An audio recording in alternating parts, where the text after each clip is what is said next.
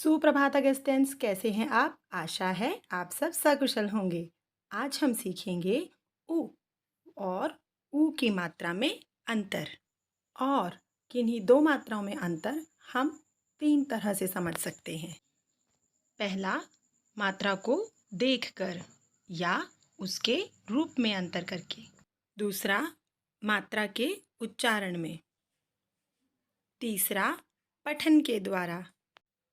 ये हैं हमारी कार्य पुस्तिका की 5 रेखाएं, 2 लाल और 3 नीली रेखाएं। ऊपर और नीचे की लाल रेखा का प्रयोग मात्रा प्रयोग के लिए किया जाता है। अब हम देखते हैं वर्ण के साथ मात्रा का प्रयोग कैसे करना है। मैंने लिखा वर्ण क और अब मैं इसके साथ लिखना चाहती हूँ उ, छोटा ऊ की मात्रा।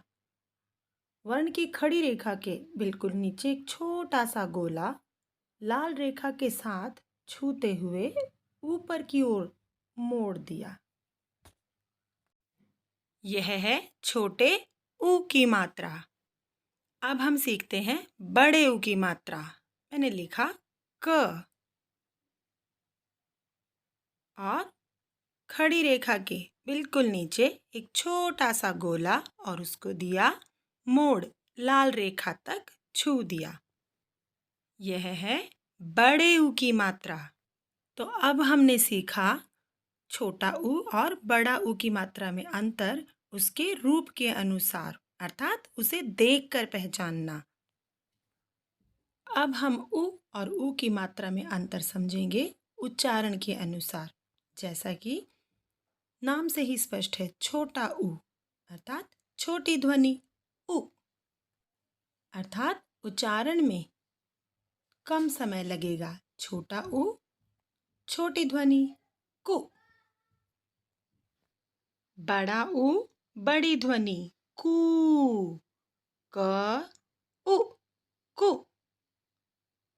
क ऊ, कू, अर्थात बड़ा ऊ। अब हम ऊ और ऊ की मात्रा में अंतर तीसरी तरह से सीखेंगे, अर्थात पठन के द्वारा। यहाँ मैंने कुछ शब्द पहले ही लिख लिए हैं और हम देखेंगे कि ऊ या ऊ की मात्रा से उनके अर्थों में क्या परिवर्तन आता है। पहला शब्द है कुल, जिसका अर्थ है वंश। यह है कूल, कूल का अर्थ है किनारा। बहु, बहु का अर्थ है बहुत, ज्यादा। बहू, बहू का अर्थ है पुत्रवधू। बहू। उ न उन, उनका अर्थ है वे। ऊ न ऊन, ऊन का अर्थ है स्वेटर बुनने वाला ऊनी धागा, जो ऊनी वस्त्र बुनने के लिए प्रयोग होता है। बुरा, बुरा अर्थात बुरी चीज, बुरा। बुरा, बुरा का अर्थ है कच्ची चीनी।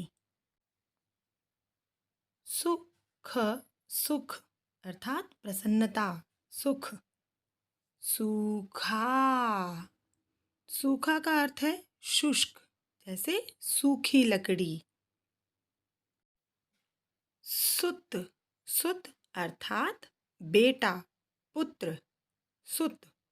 सूत, सूत का अर्थ है सूती धागा या रथ चलाने वाला सारथी, सूत। प्यारे बच्चों, आज हमने सीखा उ और ऊ की मात्रा में अंतर।